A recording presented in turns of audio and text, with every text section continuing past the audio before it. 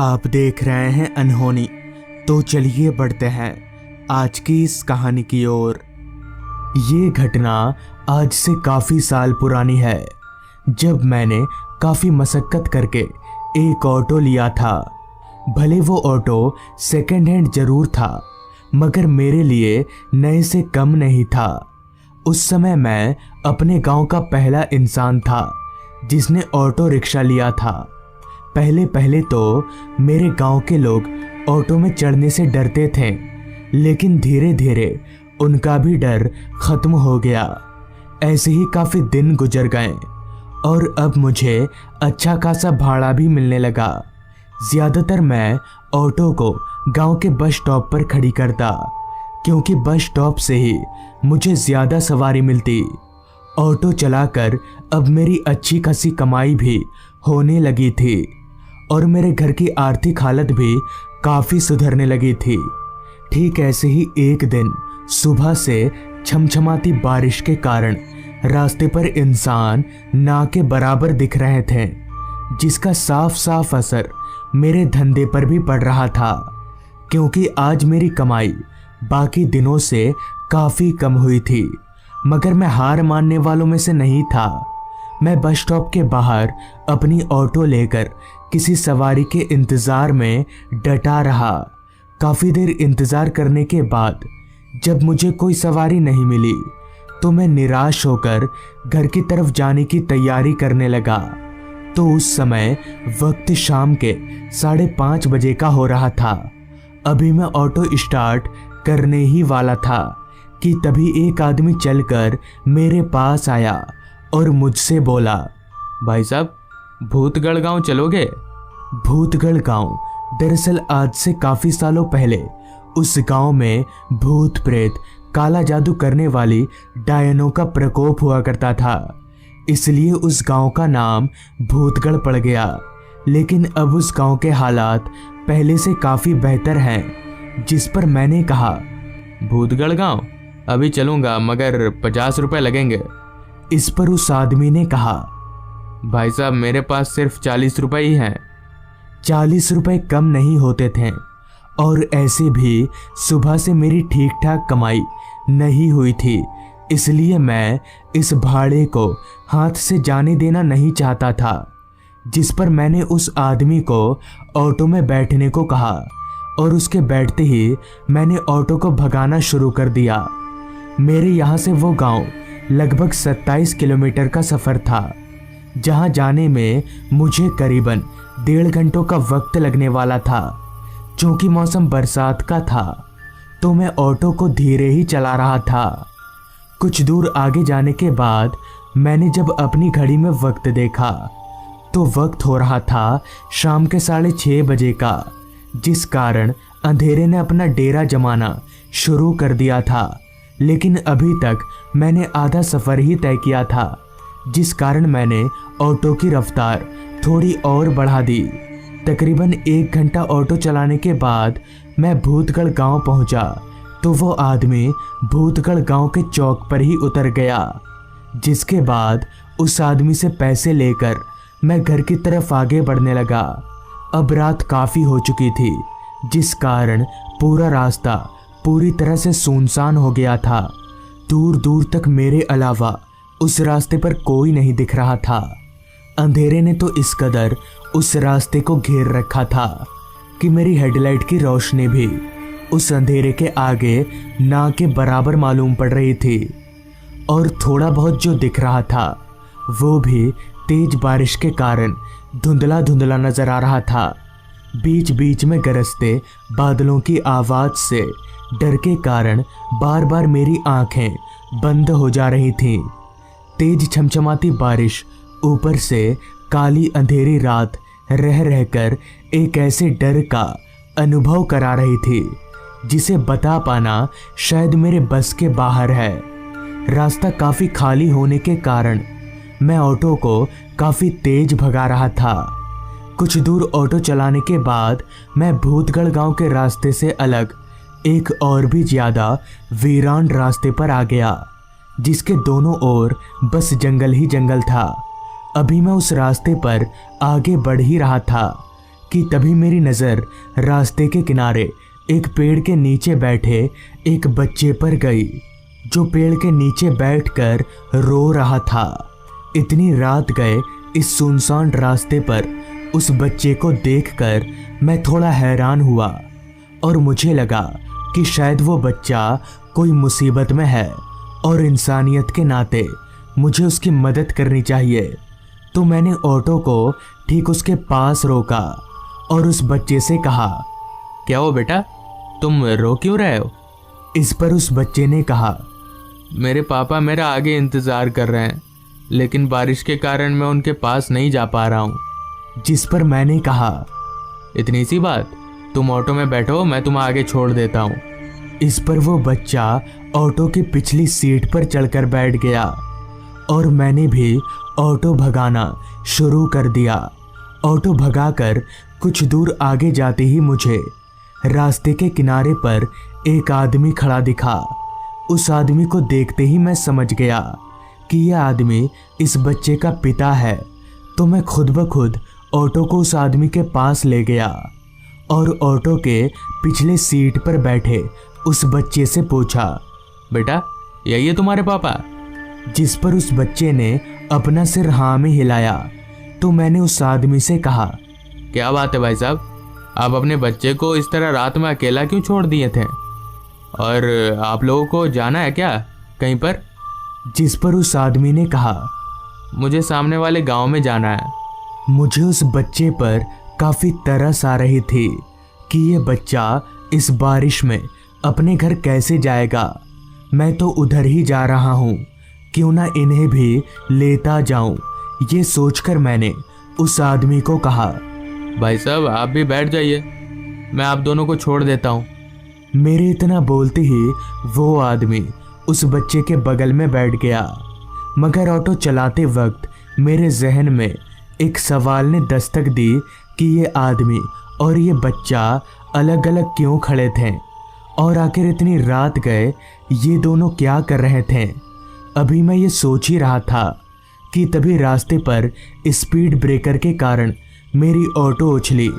तो ऑटो उछलते ही पीछे से एक भयानक आवाज़ आई, संभल कर ऑटो चलाओ।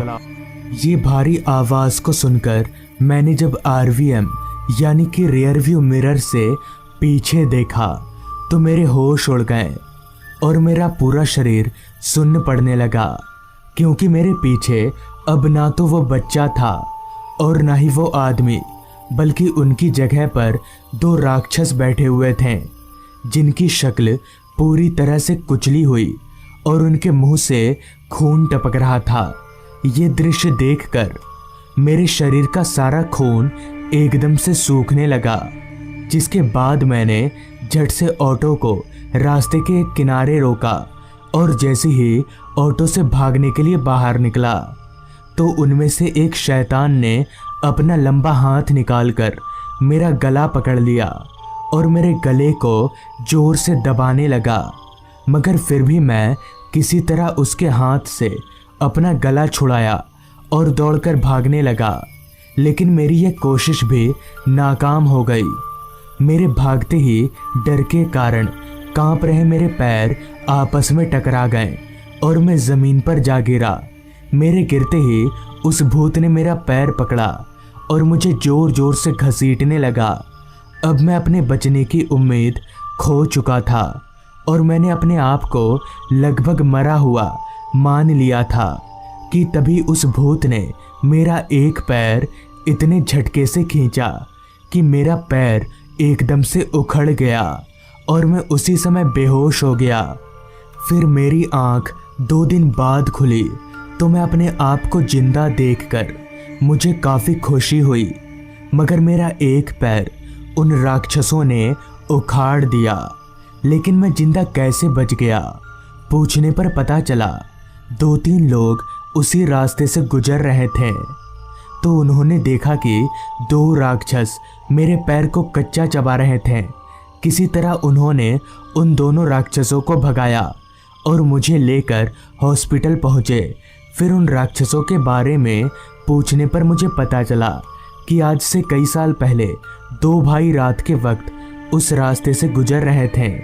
तभी एक ट्रक उनको कुचलती हुई चली गई। तब से उनकी आत्मा उसी रास्ते पर भटकती है और अकेले पाकर लोगों को मार डालती है। तो दोस्तों, ये थी आज की कहानी।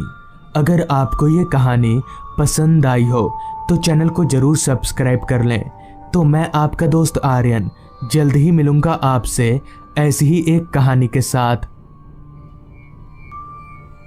बात आज से तकरीबन 35 साल पुरानी है। मैं और मेरा एक दोस्त लालू, हम दोनों हमारे गांव से दूर अपने एक दोस्त सैयद के गांव में घूमने गए हुए थे।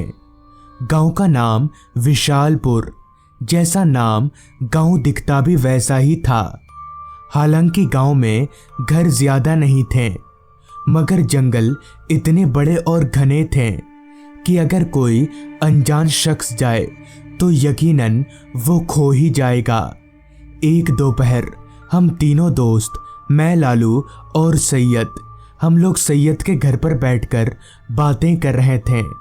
तभी लालू बोला, यार सैयद, हम लोग तेरे घर पर बैठने थोड़ी आए हैं यार, हमें कहीं घुमाने ले जाएगा। इस पर सैयद बोला, कहाँ जाएगा घूमने, बोल, वहीं ले जाऊंगा। इस पर मैंने बोला, तेरे गांव में जो जंगल है वहाँ चलते हैं। इस पर सैयद बोला, जंगल में? पर वहाँ क्या देखेगा, पेड़? ठीक है, चलेंगे आज शाम को, मगर घर पर किसी को कुछ बताना मत। शाम को चुपचाप निकल जाएंगे और घूमकर वापस आ जाएंगे। शाम के तकरीबन 4 बजे हम तीनों दोस्त उस जंगल में जाने के लिए तैयार होने लगे। जहां मैं और सैयद कपड़े पहनकर तैयार थे, वहीं लालू अपने बैग में खाने पीने का सामान और ब्लैंकेट वगैरह भर रहा था। जिस पर सैयद ने लालू से कहा, अबे हम लोग आ जाएंगे 1 घंटे में, वहाँ रात गुजारने नहीं जा रहे हैं हम लोग। इस पर लालू बोला, फिर भी बैग लेकर चलता हूँ, अगर कोई काम पड़ जाए तो। चलो, मेरा हो गया, अब चलते हैं। जिसके बाद हम तीनों दोस्त निकल पड़े उस विशाल जंगल की ओर।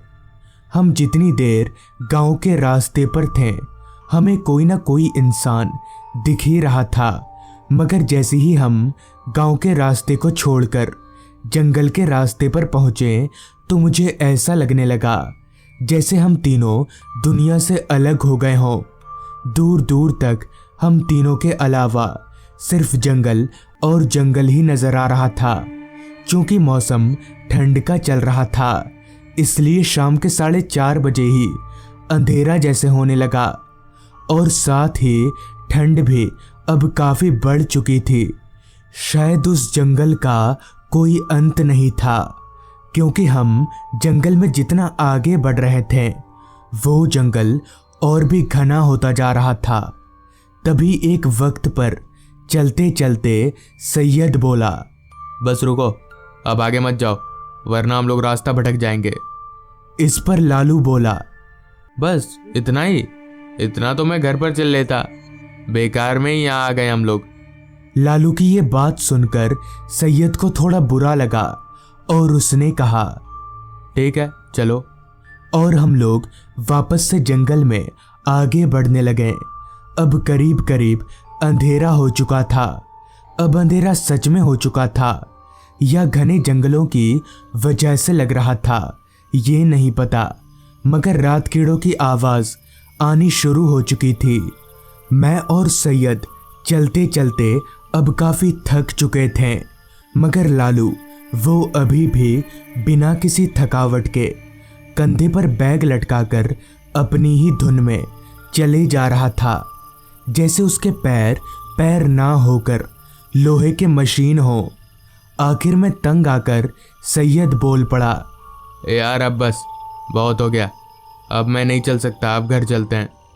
इस पर मैंने बोला, हाँ यार अब चलते हैं, अंधेरा भी बहुत हो गया है, अब हमें घर लौटना चाहिए, चलो। इतना बोलकर हम तीनों दोस्त वापस घर की ओर चलने लगे। आसमान पर चांद निकल आया था, मगर जंगल में इतने बड़े बड़े पेड़ थे कि चांद की रोशनी भी ठीक तरह से जंगल में नहीं आ पा रही थी। झिंगुरों की आवाज़ों से वो पूरा जंगल गूंज रहा था।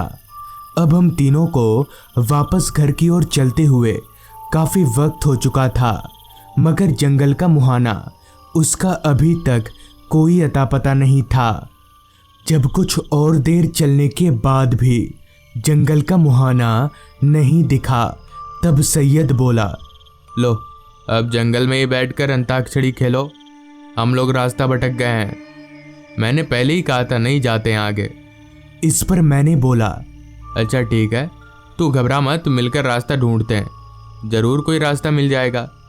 हालांकि सटीक रास्ता तो किसी को भी नहीं मालूम था और ऐसे में तुक्का लगाने के अलावा हमारे पास और कोई चारा भी नहीं था, तो हम तुक्का लगाकर ही एक रास्ते पर आगे बढ़ने लगे।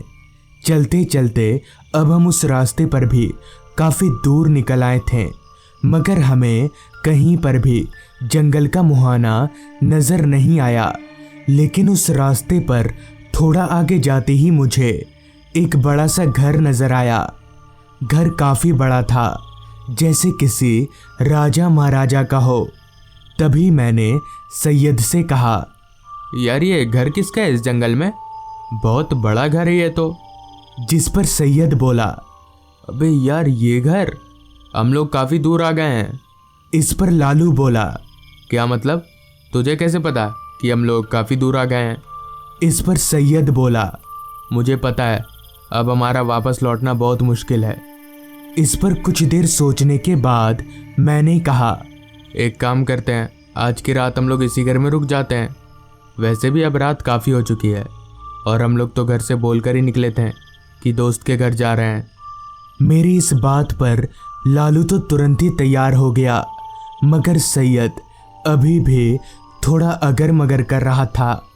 लेकिन मेरे 2-3 बार बोलने से वो मान गया, जिसके बाद हम तीनों उस घर में दाखिल हुए। घर बाहर से जितना आलीशान और खूबसूरत था, अंदर से भी वैसा ही था। बस जगह जगह पर मकड़ी के जाले और धूल की मोटी परत पड़ चुकी थी, मगर दीवारें अभी भी मजबूत लग रही थीं। खैर हम तीनों दोस्त उस बड़े से घर के हॉल में ही ज़मीन पर बैठ गए। मैंने एक नज़र घड़ी को देखा तो वक्त हो रहा था रात के 10:30 बजे का। तभी लालू बोला, तुम लोग कुछ खाओगे? मैं तो खाना लेकर ही आया हूँ। इस पर मैंने बोला, हाँ यार, बहुत तेज भूख लगी है, ला खिला। जिसके बाद पहले तो लालू ने अपने बैग से एक टॉर्च निकाला और कुछ केले निकालकर मेरे हाथों में पकड़ा दिया। फिर हम तीनों ने मिलकर केला खाया। हालांकि सिर्फ केले खाकर भूख मिटी तो नहीं, मगर कुछ हद तक शांत हो गई। अभी हम तीनों आपस में बातें कर ही रहे थे कि तभी उस घर का दरवाज़ा अपने आप ही खुल गया। दरवाज़ा अपने आप ही खुल जाने से सैयद और लालू एकदम से चौंक गए। जिस पर मैंने कहा, क्या हुआ, डर क्यों गए तुम लोग? अरे हवा से खुल गया होगा, रुको मैं बंद करके आता हूँ। इतना बोलकर मैंने लालू का टॉर्च उठाया और दरवाजे की ओर बढ़ने लगा। चलकर मैं दरवाजे के पास पहुंचा और जैसे ही दरवाज़ा बंद करने के लिए अपना हाथ आगे बढ़ाया कि तभी बाहर से किसी एक अदृश्य शक्ति ने मुझे जोरदार धक्का दिया और मैं धड़ाम से ज़मीन पर जा गिरा।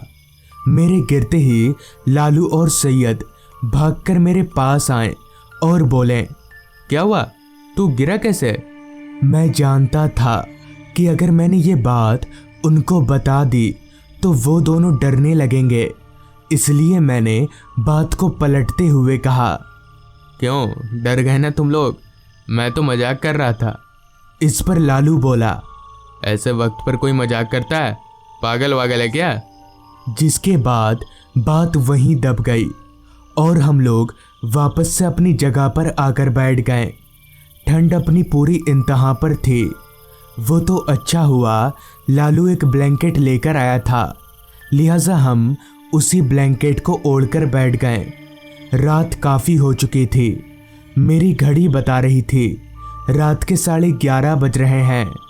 अभी हम तीनों दोस्त बैठकर यहाँ वहाँ की बातें कर ही रहे थे कि तभी एक आवाज़ के साथ हम तीनों का ध्यान टूटा। वो आवाज़ घुंघरुओं की थी। हमने झट से उस ओर देखा जिधर से वो आवाज़ आ रही थी, तो उधर का नज़ारा देखकर मेरा कलेजा कांप गया। मेरी आंखें फटी की फटी रह गईं, क्योंकि ठीक हमारे सामने एक कटा हुआ पैर, जिसके पैरों में घुंघरू बंधे हुए थे, वो पैर अपने आप ही हिल रहे थे जैसे नाच रहे हों। ये देखने के बाद हमारे डर की कोई सीमा ना रही। तभी वो कटे हुए पैर हमारी ओर बढ़ने लगे। उन पैरों को हमारी ओर बढ़ता देख हम हड़बड़ाते हुए उठे और दौड़कर दरवाजे की ओर बढ़ने लगे। मगर जैसे ही हम दरवाजे के पास पहुँचे कि दरवाज़ा अपने आप ही बंद हो गया। हम दरवाज़ा खोलने की बहुत कोशिश कर रहे थे, मगर दरवाज़ा खुल ही नहीं रहा था।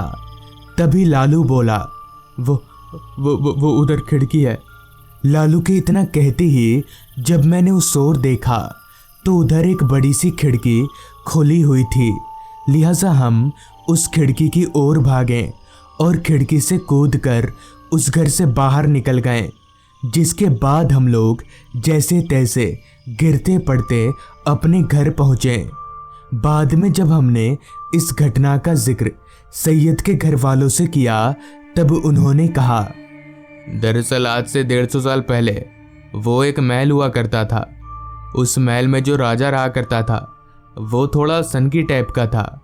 अगर किसी भी नर्तकी का नाच उसे पसंद नहीं आता था तो वो उस नर्तकी के पैर कटवा देता था। तब से वो महल भूतिया हो गया है। तो दोस्तों, ये थी आज की कहानी। अगर आपको ये कहानी पसंद आई हो तो चैनल को ज़रूर सब्सक्राइब कर लें। तो मैं आपका दोस्त आर्यन जल्द ही मिलूँगा आपसे ऐसी ही एक कहानी के साथ।